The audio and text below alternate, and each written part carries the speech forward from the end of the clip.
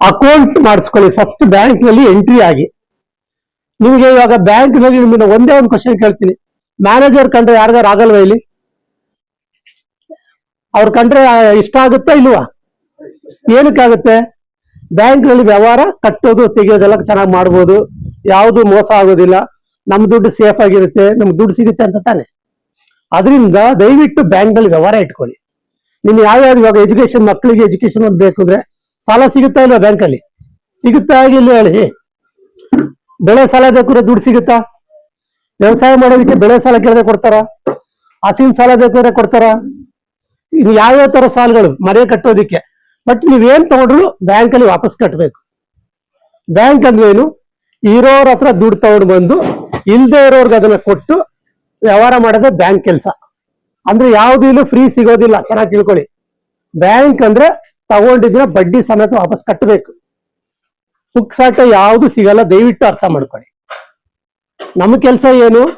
ಇರೋರು ತಂದಿಡ್ತಾರೆ. ಇವಾಗ ಯಾರೋ ಒಂದು 10 ಲಕ್ಷ ರೂಪಾಯಿ ಇರ್ತದೆ, ಈಗೇನೋ ಜಮೀನ್ ಮಾರಾಟ ಮಾಡಿರ್ತಾನೆ, ಒಂದು 5 ಲಕ್ಷ ಬರ್ತದೆ. 5 ಲಕ್ಷ ತಗೊಬಂದು ಬ್ಯಾಂಕ್ ಅಲ್ಲಿ ಇಡ್ತಾನೆ ಅವನು, ಏನು ಭಯ ಪಟ್ಕೊಂಡು ಬಡ್ಡಿ ಸಿಗ್ಬೇಕು ಅಂತ. ನಾವು ಆ ದುಡ್ಡು ಏನ್ ಮಾಡ್ತೀವಿ? ಬೇಕಾಗಿರೋರಿಗೆ ಸಾಲ ಕೊಡ್ತೀವಿ. ಇದೇ ಬ್ಯಾಂಕಿನ ಕೆಲಸ ಅಲ್ವಾ? ನೀವು ತಗೊಂಡವನಿಗೆ ಪುಕ್ಸಾಟ ಕೊಡಕ್ಕಾಗುತ್ತೆ ಯಾರಾದ್ರೂ? ಯಾವ್ದು ಕೊಡಕ್ ಬರೋದಿಲ್ಲ. ಒಡವೆನೂ ಇಟ್ಕೊಳ್ತೀವಿ, ಸೇಫ್ಟಿ ಅಷ್ಟೇ. ಆದ್ರೆ ದುಡ್ಡು ಕೊಟ್ಟಿರ್ತೀವಿ ಸಾಲ. ನಮ್ ದುಡ್ಡು ನಮಗ್ ಬಂದ್ರೆ ಬಡ್ಡಿ ಸಮೇತ ಒಡವೆನ ವಾಪಸ್ ಕೊಡ್ತೀವಿ. ಈ ತರ ಒಂದಕ್ಕೊಂದು ಲಿಂಕ್ ಇರುತ್ತೆ. ಬ್ಯಾಂಕ್ ನಲ್ಲಿ ಇರೋರ್ ತಗೊಂಡ್ಬಂದು ಇಲ್ದಿರೋರು ಕೊಡುವಂಥದ್ದೇ ಬ್ಯಾಂಕಿಂಗ್ ಕೆಲಸ. ಅದ್ರಲ್ಲಿ ನಮ್ಗೆ ಸಂಬಳ, ಇಲ್ಲಿ ಬಾಡಿಗೆ ಕಟ್ಟುವಂಥದ್ದು, ಲೈಟ್ ಬಿಲ್, ಪ್ರತಿಯೊಂದು. ಇಲ್ಲಿ ನೋಡಿ, ಇವಾಗ ಪೂರ್ತಿ AC ಓಡ್ತಾ ಇದೆ. ಇದು ಒಳಗಡೆ ತಣ್ಣಗಿರ್ತದೆ. ಸುಮ್ಮನೆ ಬರ್ತದೆ ದುಡ್ಡು? ಹೇಳಿ ನೀವೇನೆ. ಯಾವ್ದಕ್ಕೂ ಬರೋದಿಲ್ಲ, ಎಲ್ಲದಕ್ಕೂ ನಾವು ದುಡ್ಡು ಕಟ್ಟಬೇಕಾಗಿದೆ. ಬಡ್ಡಿಲಿ ಏನಾದ್ರು ದುಡ್ಡು ಬಂದ್ರೆ, ಕೊಟ್ಟಿದ್ದ ದುಡ್ಡು ಬಂದ್ರೆ ಸಾಕು. ಫಸ್ಟ್ ಬಡ್ಡಿ ಬಂದ್ರೆ ಇವೆಲ್ಲ ನಾವು ಮೇಂಟೈನ್ ಮಾಡಕ್ಕಾಗಲ್ಲ. ಅದರಿಂದ ಬ್ಯಾಂಕಿಂಗ್ ಅಂದ್ರೆ ನಿಮ್ಗಳನ್ನ ಫಸ್ಟ್. ಇವಾಗ ನಿಮ್ಮೂರಲ್ಲಿ ಬ್ಯಾಂಕ್ ಓಪನ್ ಮಾಡಿದ್ರೆ ಯಾವ ಉದ್ದೇಶ ಹೇಳಿ ನೋಡ? ಈಗ ನೀವು ಯಾವ್ದಾರ ಅಂಗಡಿಯವನ ಹತ್ರ ಹೋಗಿ ಕೇಳಿದ್ರೆ ಸಾಲ ಕೊಡ್ತಾನ? ಅದೇ ಬ್ಯಾಂಕ್ ಅಂತ ಓಪನ್ ಮಾಡಿದ್ರೆ ನಿಮ್ಮ ಅದೃಷ್ಟ. ನಿಮ್ಮೂರಲ್ಲೇ ಒಂದು ಬ್ಯಾಂಕ್ ಇದೆ, ನೀವು ಬೇಕು ಅಂದ್ರೆ ಬಂದು ಒಡವೆ ಇಟ್ಟು ಸಾಲ ತಗೋಬಹುದು. ದುಡ್ಡಿದ್ರೆ ತಂದಿಡ್ಬೋದು. ರಾತ್ರಿ 10 ಗಂಟೆ ಎಲ್ಲ 2 ಗಂಟೆ ಬಂದು ನಿಮ್ಗೆ ATM ಓಪನ್ ಇರ್ತದೆ, ದುಡ್ಡು ತಗೊಂಡು ಹೋಗ್ಬೋದು. ದುಡ್ಡು ಕಟ್ಟೋದು ಬೆಳಿಗ್ಗೆ ಮಾಡ್ಕೋಬಹುದು, ದುಡ್ಡು ಕಟ್ಟೋದು ತೆಗೆಯೋದು ಎರಡೂ ಇದೆ ಈಗ ATM ಗಳಲ್ಲಿ. ಅದು 2 ತರ ಬಂದಿದೆ, ಅದು ಮಾಡ್ಬೋದು. ಆದ್ರೆ ಇಷ್ಟೊಂದು ಫೆಸಿಲಿಟಿನ ಬ್ಯಾಂಕ್ ನಿಮ್ಗೆ ಇಲ್ಲಿ ತಂದು ಕೊಟ್ಟಿದೆ. ಬ್ಯಾಂಕ್ ಅನ್ನು ಉಪಯೋಗಿಸ್ಕೊಂಡು ನೀವು ಬೆಳವಣಿಗೆ ಆಗ್ಬೇಕು. ನೀವು ಚೆನ್ನಾಗಿ ಬೆಳವಣಿಗೆ ಆದ್ರೆ ಬ್ಯಾಂಕ್ ಬೆಳವಣಿಗೆ ಆಗುತ್ತೆ. ಈಗ ನೀವು ಚೆನ್ನಾಗಿದ್ರೆ ನೀವೇನ್ ಮಾಡ್ತೀರಾ? ಒಳ್ಳೆ ಲಾಭ ಮಾಡ್ತೀರಾ, ದುಡ್ಡು ಇರುತ್ತೆ ನಿಮ್ಮ ಹತ್ರ. ಆ ದುಡ್ಡು ತಂದು ಬ್ಯಾಂಕ್ ಅಲ್ಲಿ ಇಡ್ತೀರಾ, ಬೇಕು ಅಂದಾಗ ತಗೊಳ್ತೀರಾ. ಚೆನ್ನಾಗಿ ದುಡ್ಡು ಸೇರಿಸಿಟ್ಟು ಏನ್ ಮಾಡ್ತೀರಾ? ತಿರ್ಗಿ ಯಾವ್ದೋ ಮನೆ ಪರ್ಚೇಸ್ ಮಾಡೋದೇನೋ ಮಾಡ್ತೀರಾ. ಮನೆ ಪರ್ಚೇಸ್ ಮಾಡೋದಕ್ಕೆ ತಿರ್ಗಾ ದುಡ್ಡು ಸಾಲಿಲ್ಲ, ಏನ್ ಮಾಡ್ತೀರಾ? ಬ್ಯಾಂಕ್ ಬಂದ್ಬಿಟ್ಟು ಈ ತರ ಮನೆ ಕಟ್ತಾ ಇದೀವಿ, ಸಾಲ ಬೇಕಾಗಿದೆ, ನಮ್ಮ ಮನೆ ಪತ್ರ ಬೇಕಾ, ಅಡ ಇಟ್ಕೊಳ್ಳಿ, ನಮಗೆ ಕೊಡಿ ಅಂತ ಕೇಳ್ತೀರಾ. ಬ್ಯಾಂಕ್ನವ್ರು ಅವಾಗಲೂ ಸಪೋರ್ಟ್ ಮಾಡ್ತಾರೆ. ಮಗನ್ಗೆ ಎಜುಕೇಶನ್ ಏನೋ ನಿಮ್ಮಲ್ಲಿ ಯಾರಿಗೂ ಆಸೆ ಇರುತ್ತೆ, ಮಗನ್ನ ಡಾಕ್ಟರ್ ಮಾಡ್ಬೇಕು, ಇಂಜಿನಿಯರ್ ಮಾಡ್ಬೇಕು ಅಂತ. ಆದ್ರೆ ನಿಮ್ಮಲ್ಲಿ ಕಷ್ಟ ಇರುತ್ತೆ.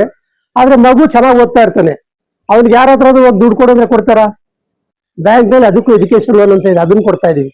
ಮತ್ತೆ ಇವಾಗ ಬ್ಯಾಂಕ್ನವ್ರು ಎಷ್ಟೆಷ್ಟು ಇದು ಮಾಡ್ತೀವಿ. ವ್ಯವಸಾಯ ಅಂದ್ರೆ ವ್ಯವಸಾಯಕ್ಕೆ ಲೋನ್ ಕೊಡ್ತೀವಿ, ಮನೆ ಕಟ್ಟಬೇಕಾದ್ರೆ ಅದು, ಅಂಗಡಿ ಇಡ್ಬೇಕಾದ್ರೆ ಅಂಗಡಿ ಲೋನ್, ಆಟೋ ತಗೋತೀವಿ ಅಂದ್ರೆ ಆಟೋ ಲೋನ್ ಸಿಗುತ್ತೆ. ಮತ್ತೆ ಯಾವ ತರ ಬೇಕು ನಿಮ್ಗೆ ಅಂದ್ರೆ ಪ್ರತಿಯೊಂದು ಒಂದೇ ಒಂದು ಹೇಳ್ಬೇಕಾದ್ರೆ ತಗೊಂಡಿದ್ರೆ ಬಡ್ಡಿ ಸಮೇತ ನಾವು ವಾಪಸ್ ಕಟ್ಟಬೇಕು. ಅಲ್ಲಿ ಏನು ಕನ್ಸೆಷನ್ ಇಲ್ಲ.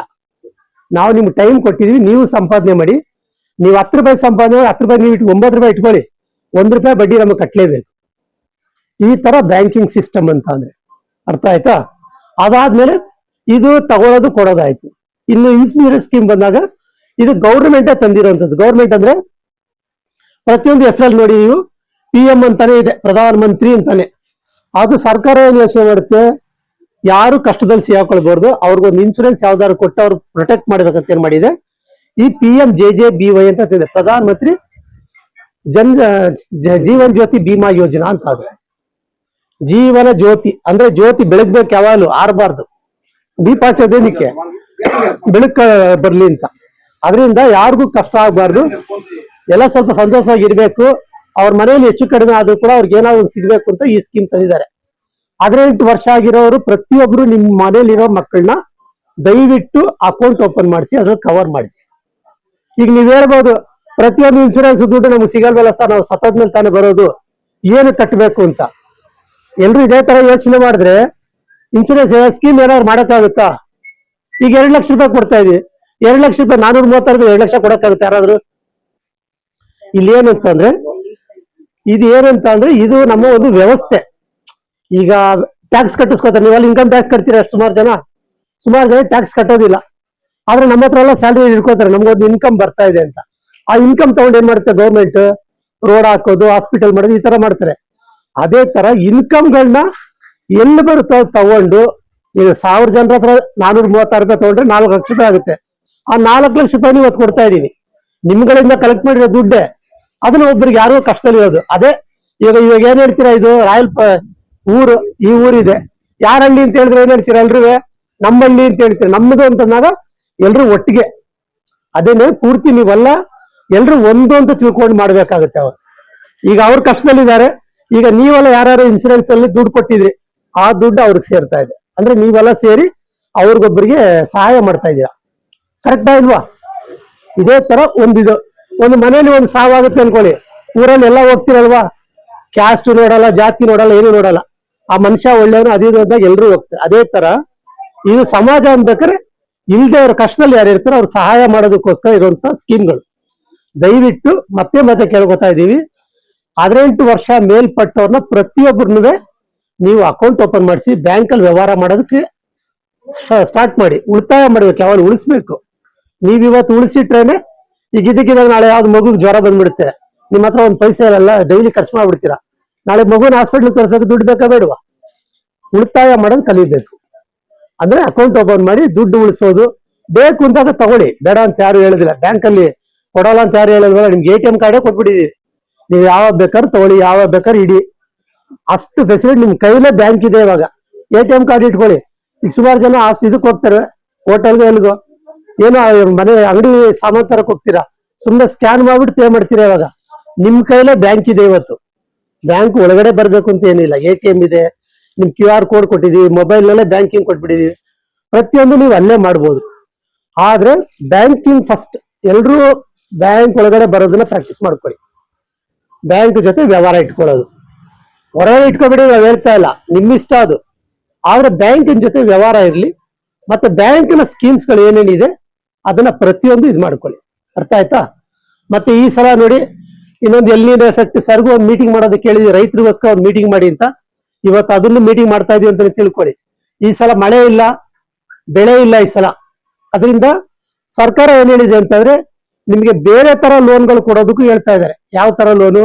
ಅವ್ರೇನೋ ಡೈರಿ ಇದು ಮಾಡ್ಲಿ, ಹಸುನ್ ತಗೊಂಡು ಹಸು ಸಾಕ್ಲಿ, ಹಾಲ್ ಕರ್ದಾದ ಈ ಸಲ ಜೀವನ ಮಾಡ್ಲಿ ಅಂತ ಏನ್ ಮಾಡಿದ್ದಾರೆ, ಅದು ತರ ಲೋನ್ ಕೊಡಿ. ಈ ಸಲ ಬೆಳೆ ಸಲ ಇಲ್ಲ ಅಂತಾರ ಪರವಾಗಿಲ್ಲ, ರೈತರಿಗೆ ಸಪೋರ್ಟ್ ಮಾಡಿ ಅಂತ ಹೇಳ್ತಾ ಇದ್ದಾರೆ. ನೀವು ಬೇಕಾದ್ರೆ ಸಾಹೇಬ್ರನ್ನ ಕರೆಕ್ಟ್ ಆಗಿ ಕನ್ಸಲ್ಟ್ ಮಾಡ್ಬೋದು. ನಿಮ್ಮ ಅಕೌಂಟ್ ಎಲ್ಲ ಚೆನ್ನಾಗಿದ್ರೆ ಖಂಡಿತ ಸಹಾಯ ಮಾಡ್ತಾರೆ. ಅದನ್ನ KCC ಸ್ಯಾಚುರೇಷನ್ ಪ್ರೋಗ್ರಾಮ್ ಅಂತ ಹೇಳ್ತೀವಿ. ಅರ್ಥ ಆಯ್ತಾ? ಕೆಲವೊಬ್ರು ಮೀನು ಸಾಕಣೆ ಮಾಡ್ತಾರೆ, ಅವ್ರಿಗೂ ಲೋನ್ ಕೊಡಿ ಅಂತಾರೆ. ಇದು ಹಸು ತಗೊಂಡು ಹಸು ಡೈರಿ ಲೋನ್ ಮಾಡ್ತೀವಿ ಅಂದ್ರೆ ಅವ್ರ ಲೋನ್ ಕೊಡಿ ಅಂತ ಹೇಳ್ತಾ ಇದ್ದಾರೆ. ಮತ್ತೆ ಹಾರ್ಟಿಕಲ್ಚರ್, ಬರೀ 3 ತಿಂಗಳಲ್ಲಿ ಬರುವಂತ ಬೆಳೆಗಳು, ಅದೇ ಈಗ ಬಾವಿ ಇರುತ್ತೆ, ಮಳೆ ಬೇಡ, ಜಸ್ಟ್ ಬಾವಿ ನೀರು ಯೂಸ್ ಮಾಡ್ಕೊಂಡು ನೀವೇನೋ ಮಾಡ್ಬೋದು, ಅದಕ್ಕೂ ಲೋನ್ ಕೊಡಿ ಅಂತ ಹೇಳ್ತಾರೆ. ಈ ತರ ಪ್ರತಿಯೊಂದು ಒಂದೊಂದು ಸ್ಕೀಮ್ಗಳಿದೆ. ನಿಮ್ಗೆ ಏನ್ ರಿಕ್ವೈರ್ಮೆಂಟ್ ಇದೆಯೋ ಅದನ್ನ ಬಂದು ಮ್ಯಾನೇಜರ್ ಜೊತೆ ಮಾತಾಡಿ ಬ್ಯಾಂಕ್ ಫೆಸಿಲಿಟೀಸ್ ನ ತಗೊಳ್ಳಿ. ದಯವಿಟ್ಟು ಬ್ಯಾಂಕ್ ಉಪಯೋಗಿಸ್ಕೊಳ್ಳಿ ಅಂತ ಹೇಳ್ತಾ ಇದೀವಿ. ಓಕೆ, ಏನೋ ಡೌಟ್ಗಳಿದ್ರೆ ಕೇಳಿ. ನಮ್ಮ ಉದ್ದೇಶ ಏನು ಅಂತ ಅಂದ್ರೆ, ಇನ್ಶೂರೆನ್ಸ್ ಪ್ರತಿಯೊಬ್ರು ಕವರ್ ಮಾಡಿ. 18 ವರ್ಷದಿಂದ 50 ವರ್ಷದವರೆಗೂ ಇನ್ಶೂರೆನ್ಸ್ ಬಂದು ನ್ಯಾಚುರಲ್ ಡೆತ್, ಅವ್ರು ಏನು ಕಾಯಿಲೆ ಕಸಲು ಏನಿಲ್ಲ, ಇದಕ್ಕೆ ತೀರ್ಕೊಂಡ್ರು ಕೂಡ ಅವ್ರು ತೀರ್ಕೊಂಡ್ರೆ ಸಾಕು, 50 ವರ್ಷದ ಒಳಗಡೆವರೆಗೂ ಇನ್ಶೂರೆನ್ಸ್ ಸಿಗುತ್ತೆ 2 ಲಕ್ಷ. ಇನ್ನ ಒಂದು ಆಕ್ಸಿಡೆಂಟಲ್ ಇನ್ಶೂರೆನ್ಸ್ 20 ರೂಪಾಯಿ, ಏನೋ ಅಪಘಾತ ಸಂಭವಿಸಿ ತೀರ್ಕೊಂಡ್ರೆ ಮಾತ್ರ ಅದು 2 ಲಕ್ಷ ಸಿಗುತ್ತೆ. ಒಟ್ಟಾರೆ ಒಂದು ಪಾರ್ಟಿ 456 ರೂಪಾಯಿ ಕಟ್ಟಿಬಿಟ್ರೆ ವರ್ಷಕ್ಕೆ 4 ಲಕ್ಷ ರೂಪಾಯಿ ಇನ್ಶೂರೆನ್ಸ್ ಕವರ್ ಇರ್ತದೆ. ಅರ್ಥ ಆಯ್ತಾ?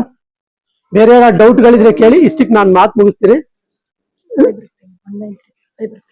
ದಯವಿಟ್ಟು ಉಪಯೋಗಿಸ್ಕೊಳ್ಳಿ. ನಿಮ್ಮ ಏರಿಯಾದಲ್ಲಿ ಒಂದು ಬ್ಯಾಂಕ್ ಇದೆ.